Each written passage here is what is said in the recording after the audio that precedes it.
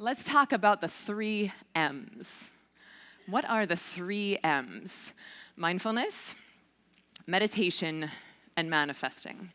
And these 3 M's have really become the trifecta that is the Ziva technique, which is what I teach.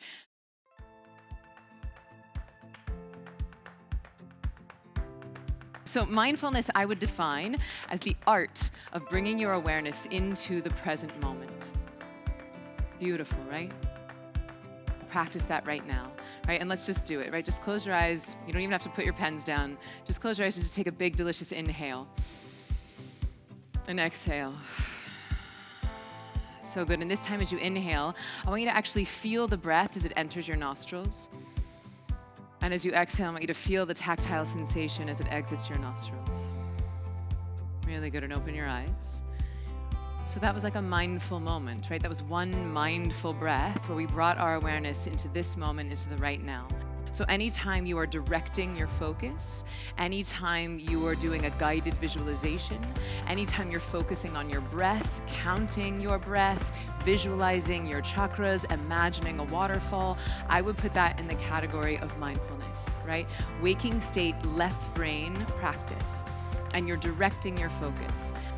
Now, this is an interesting time to be alive because neuroscience is catching up to what these Indian dudes have been saying for 6,000 years. And now, not only can we prove that meditation is good for you, but now we can start to prove how different styles of meditation are impacting the brain differently. So in mindfulness, where you're directing your focus, a smaller part of the brain lights up very, very bright, right? Which is sort of indicative to how mindfulness is helpful to you. If you practice mindfulness, you notice that you get very good at like focusing on tasks. You get very good at like putting one foot in front of the other and being very present where you are right here, right now. Let's talk about the second M, meditation. And I want, for a moment, I'm gonna ask you guys a favor, and I want you to take everything you've ever heard about meditation, and I want you to throw it out the window just for these next few minutes that we have together. Meditation, as I would define it, is basically when we're accessing a verifiable 4th state of consciousness. So different than waking, different than sleeping, and different than dreaming. When you start to cultivate a meditation practice, you actually move into a 4th state of consciousness, okay? And in this state of consciousness, the right and left hemispheres of the brain start to function in unison. And this is important because your left brain is in charge of the past and the future, and your right brain is in charge of the right now. Left brain critical thought, right brain creative thought. Left brain, I suck, I'm gonna die alone with cats eating my face. Right brain, write that book, call that guy, start that company. Okay, so we actually wanna have both of these guys functioning at the same time, right brain and left brain. So when we start meditating, we're accessing this 4th state of consciousness. And when I say that it's like a verifiable state of consciousness, what I mean is that if you were to hook your brain up to an EEG machine, which is electroencephalography hardware, there are 8 classic points on the right brain and 8 classic points on the left. And in waking, sleeping, and dreaming states of consciousness, the right and left hemispheres of the brain are functioning separately.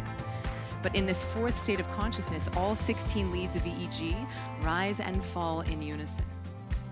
And that starts to increase something called neuroplasticity. And neuroplasticity is the brain's ability to change itself. It also increases something called neurogenesis, which is the brain's ability to generate new brain cells. Okay, and that's happening because you have this whole brain cohesion happening when you're doing this practice. Mindfulness, very good at dealing with your stress in the now. Meditation, very good at dealing with your stress from the past. Now, let's move into the 3rd M, manifesting. Manifesting as consciously creating a life you love. It's amazing to me how many people I meet in a day, and I ask them, well, what's your dream job? How much money do you want to be making? What do you want your relationship to look like? How do you want your relationship with your body to feel? And they're just like, I'm not making enough money right now, and my husband doesn't understand any of this stuff. And so it's like they immediately go to the complaint. When I ask them what they want, it's like they can't even articulate it without starting with the complaint. But what I have found is that the combination of meditation and manifesting is infinitely more powerful than either one alone, right? Because you can meditate all day, but if you're not clear about what it is that you want, then it's very hard for nature to give it to you. And conversely, you could make vision boards all day long, but if you don't believe that you deserve your dream, it ain't coming.